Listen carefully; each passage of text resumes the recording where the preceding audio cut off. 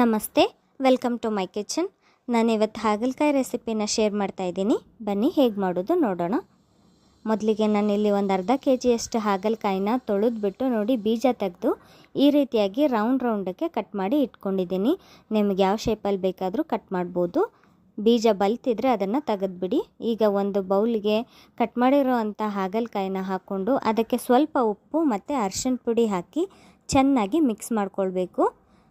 ನೋಡಿ, ಈ ರೀತಿ ಮೇಲೆ ಕೆಳಗೆ ಮಾಡ್ಕೊಳ್ತಾ ಮಿಕ್ಸ್ ಮಾಡಿಕೊಂಡು ಒಂದು ಪ್ಲೇಟ್ನ ಮುಚ್ಚಿ ಅದನ್ನು 1 ಅವರ್ ಹಾಗೆ ಬಿಟ್ಬಿಡಿ. ಅದು ಉಪ್ಪಿನಲ್ಲಿ ನೆನಿಬೇಕು. ಈಗ ಒಂದು ಸ್ವಲ್ಪ ನಿಂಬೆಹಣ್ಣು ಗಾತ್ರದಷ್ಟು ಹುಣಸೆಹಣ್ಣು ಕೂಡ ನೆನೆಸಿಟ್ಕೊಂಡಿದ್ದೀನಿ. ಈಗ ಒಂದು ಪಾತ್ರೆ ಬಿಸಿ ಮಾಡಿ ಅದಕ್ಕೆ ಒಂದು ಅರ್ಧ ಕಪ್ನಷ್ಟು ಕಡಲೆ ಬೀಜ ಹಾಕಿ ಸಣ್ಣ ಊರಿನಲ್ಲಿ ಹುರ್ಕೊಂಡು 1 ಟೀ ಸ್ಪೂನ್ ಧನಿಯಾ, 1 3 ಲವಂಗ, 1-2 ಇಂಚ್ ಚಕ್ಕೆನ ಹಾಕಿ ಮೀಡಿಯಮ್ ಊರಿನಲ್ಲೇ ಹುರ್ಕೊಳ್ತಾ ಇದ್ದೀನಿ. ಎಲ್ಲ ಮೀಡಿಯಮ್ ಊರಿನಲ್ಲೇ ಹುರ್ಕೊಳ್ಳಿ. ಆಮೇಲೆ ಒಂದು ಅರ್ಧ ಕಪ್ನಷ್ಟು ಒಣಕೊಬ್ಬರಿನ ಹಾಕಿ ಹುರ್ಕೊಂಡಿದ್ದೀನಿ. ಈಗ ಇದನ್ನು ಕೂಡ ತಣ್ಣಗಾಗೋಕ್ಕೆ ಬಿಟ್ಬಿಡಿ. ಹುರಿದಾದ್ಮೇಲೆ ಈಗ 1 ಅವರ್ ಆದಮೇಲೆ ನೋಡಿ, ಈ ಹಾಗಲಕಾಯಿ ಎಲ್ಲ ಚೆನ್ನಾಗಿ ನೀರು ಬಿಟ್ಕೊಂಡಿದೆ. ಅದನ್ನು ಸ್ವಲ್ಪನೇ ಕೈಯಲ್ಲಿ ತಗೊಂಡು ನೋಡಿ ಈ ರೀತಿ ಹಿಂಡಿದಾಗ ರಸ ಬರುತ್ತೆ. ಈ ರೀತಿ ಮಾಡೋದ್ರಿಂದ ಪಲ್ಯ ಹೆಚ್ಚು ಕಹಿ ಆಗೋಲ್ಲ. ಹಾಗಾಗಿ ಈ ಮೆಥಡಲ್ಲಿ ನಾನು ಮಾಡ್ತೀನಿ. ನೋಡಿ, ಈಗ ಇದೇ ರೀತಿ ಎಲ್ಲ ಹಾಗಲಕಾಯಿಗಳನ್ನ ಸ್ವಲ್ಪನೇ ತಗೊಂಡು ನಾನಿಲ್ಲಿ ರಸ ಹಿಂಡಿ ಇಟ್ಕೊಂಡಿದ್ದೀನಿ. ಈಗ ಬೌಲಿಗೆ ಮತ್ತೆ ಅದನ್ನು ಹಾಕ್ಕೊಂಡು ಇನ್ನೊಂದು ಸಲ ತೊಳ್ಕೊಳ್ತಾ ಇದ್ದೀನಿ ನೀರಿನಲ್ಲಿ. ಇಲ್ಲ ನೀವು ಹಾಗೆ ಕೂಡ ಮಾಡ್ಬೋದು. ನಾನಿಲ್ಲಿ ಇನ್ನೊಂದು ಸ್ವಲ್ಪ ನೀರು ಹಾಕಿ ಅದನ್ನು ತೊಳ್ಕೊಂಡು ಇಟ್ಕೊಂಡಿದ್ದೀನಿ. ಈಗ ಸ್ಟವ್ ಆನ್ ಮಾಡ್ಕೊಂಡು ಒಂದು ಪಾತ್ರೆ ಇಟ್ಟು ಅದಕ್ಕೆ ಒಂದು ಅರ್ಧ ಕಪ್ನಷ್ಟು ಎಣ್ಣೆ ಸೇರಿಸಿ ಈ ತೊಳೆದಿರೋಂಥ ಹಾಗಲಕಾಯಿಗಳನ್ನ ಬ್ರೌನ್ ಕಲರ್ ಬರೋವರೆಗೂ ಚೆನ್ನಾಗಿ ಎಣ್ಣೆನಲ್ಲೇ ಹುರ್ಕೊಳ್ಬೇಕು. ಆಗಲೇ ಹುರಿದಿಟ್ಟಿರೋ ಅಂಥ ಕಡಲೆ ಬೀಜ ತಣ್ಣಗಾಗಿದೆ. ಈಗ ಜಾರ್ಗೆ ಹಾಕಿ ಪುಡಿ ಮಾಡಿ ಇಟ್ಕೊಳ್ತಾ ಇದ್ದೀನಿ. ನೋಡಿ, ಈಗ ಹಾಗಲಕಾಯಿ ಕೂಡ ಹುರಿದಿದ್ದಾಯಿತು. ಇಷ್ಟು ಫ್ರೈ ಆದರೆ ಸಾಕಾಗುತ್ತೆ. ಈಗ ಅದನ್ನು ಒಂದು ಪ್ಲೇಟ್ಗೆ ತಗೊಂಡ್ಬಿಡಿ.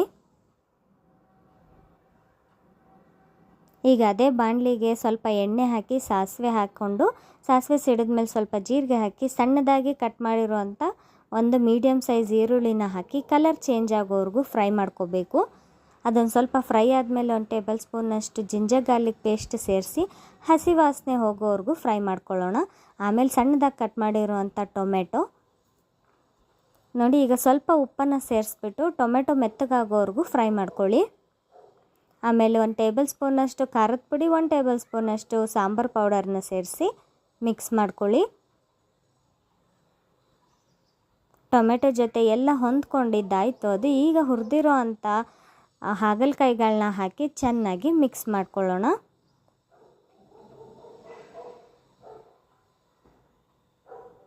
ಆವಾಗಲೇ ಪುಡಿ ಮಾಡಿ ಇಟ್ಕೊಂಡಿದ್ವಲ್ಲ ಕಡಲೆ ಬೀಜ, ಒಣಕೊಬ್ಬರಿ ಪೌಡರ್ನ ಕೂಡ ಸೇರಿಸಿ ಚೆನ್ನಾಗಿ ಮಿಕ್ಸ್ ಮಾಡಿ ನೆನೆಸಿಟ್ಟಿರುವಂಥ ಹುಣಸೆ ಹಣ್ಣಿನ ರಸನ ಕಿವುಚಿ ಅದಕ್ಕೆ ಬಿಡಿ.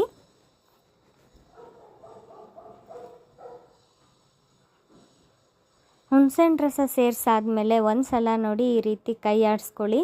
ತುಂಬಾ ರುಚಿಯಾಗಿರುತ್ತೆ. ಚಪಾತಿ ಜೊತೆಗೆ, ರೊಟ್ಟಿ ಜೊತೆಗೆ, ಮತ್ತು ಸ್ವಲ್ಪ ಕೂಡ ಕಹಿ ಬರಲ್ಲ. ಈಗ ಒಂದು ಸ್ವಲ್ಪ ನೀರನ್ನು ಸೇರಿಸ್ಬಿಟ್ಟು ಒಂದು ಪ್ಲೇಟ್ ಮುಚ್ಚಿ ಅದನ್ನು ಒಂದು 2ರಿಂದ 3 ನಿಮಿಷ ಕುದಿಸ್ಕೊಳ್ಳಿ.